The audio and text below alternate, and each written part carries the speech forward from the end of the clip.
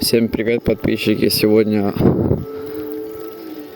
проехался по ставкам своим на Пушкаревке. Уже все заросло, рыбка не ловится. Вон справа.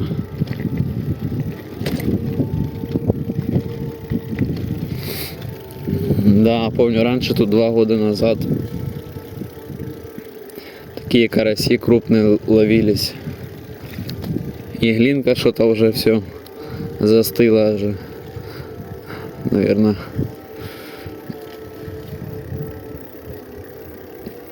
Ничего хорошего не будет с этими ставками. Тут вообще уже третий, он сейчас я покажу, зарастает. Высох полностью почти. Ну я уже даже вам не покажу, потому что заросло он полностью тут.